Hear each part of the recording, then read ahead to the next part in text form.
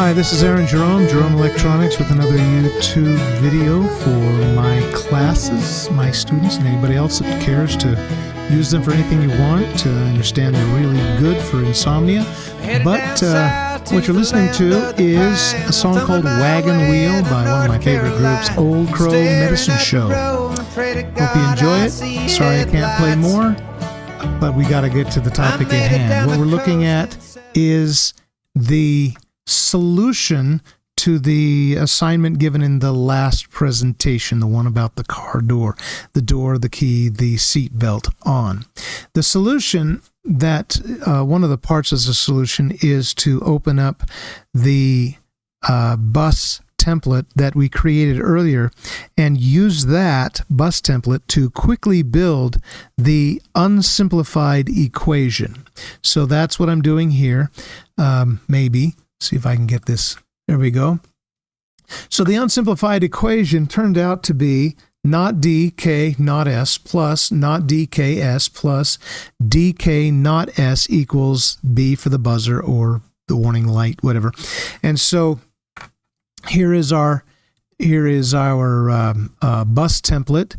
You want to be sure that you rename it. Now, I used to call this assignment 211B. I don't anymore. I just call it DKS for students. So, but the point is, whatever the name of this, whatever name is at the top of the worksheet that I give you, also place text on your simulation, especially on the template. Rename it with that name, give it a name, and also place text for the equation you're trying to build. And if you've come this far, the rest is pretty easy. Let me show you what I mean. We want to build this equation, and I'm going to do it. Well, we've got to multiply the d, the not d, the k, and the not s together. But notice there's three things to multiply. I'm putting a AND gate here so that I can multiply them, but there's only two things to multiply, and I'm going to need a third input into this. Now, do they make triple input AND gates? Yes. Are you allowed to use them here? No. The whole purpose of this is that you need to know how to nest gates to make multiple input gates. Why don't we just use the triple inputs? Because later on, you're going to need to know how to nest these for purposes of simplifying circuits. So it's a good thing to learn now. Later on, we'll be using triple inputs or quadruple inputs or whatever we need. But for now, this is how you nest AND gates so that you can have three inputs instead of just two. You just add another AND gate. You put the output of the first AND gate into the input of the second AND gate. Now you got three prongs to work with. And I could wire it up. I could hook up I need a not D, so I could just click here and make a wire over to here's D, and here's the black is not D. And then I need this to hook up to K, which is going to be the red wire here for is K. And then not S, which would be here. And of course, we're not using the fourth option here. We're just leaving that empty. Why am I not hooking that up? Well, because I've got three terms. There's one term, two terms, and three terms. It's going to save a lot of time if I simply copy this nested triple input AND gate and paste it a couple more times. So that's what I'm doing here and here. Now I can hook that up. Building this whole thing from scratch is slow. That's why we made the bus template. I'm going to now hook it up to not D. There's not D there. That is D, the is version, as well as the not version. And then I'm going to hook it to K. There's K.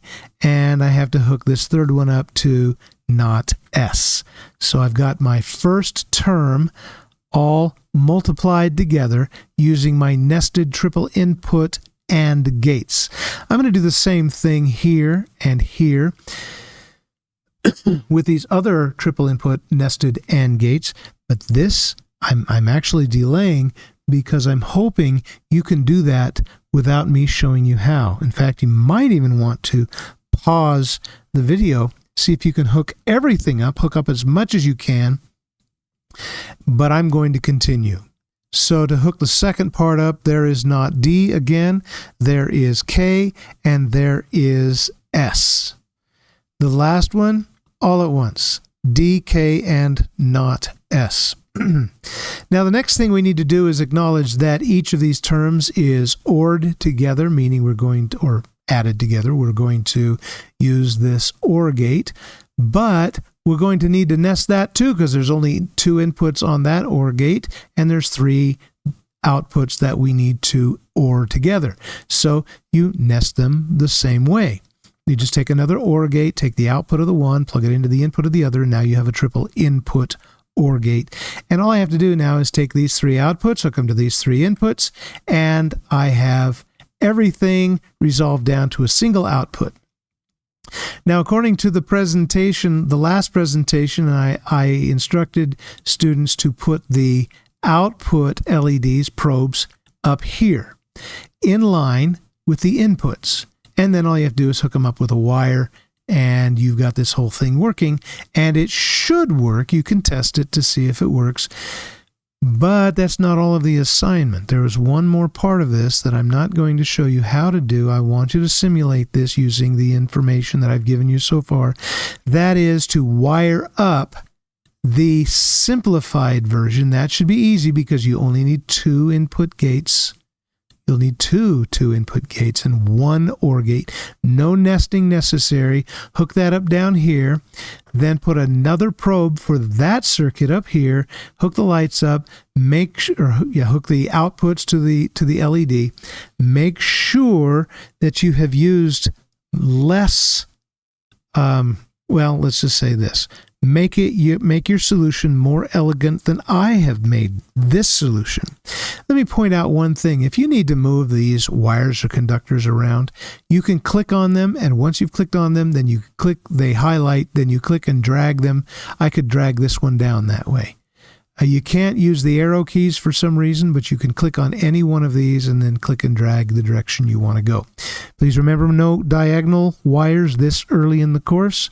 Only vertical and horizontal wires. That should be enough to get you going on this.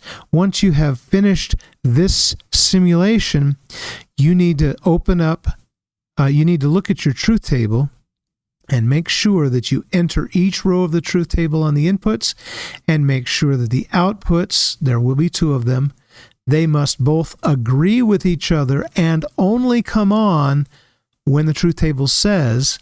And you must also check the off outputs to make sure that they go off. Test that, and once you've done that, you're going to ask me to come over and validate it. I'll come in and count in binary really quickly to make sure you've done it right, and then you'll staple this to the back of the assignment and turn it in. Enough said? Okay. Aaron Jerome, Jerome Electronics. Talk to you next time.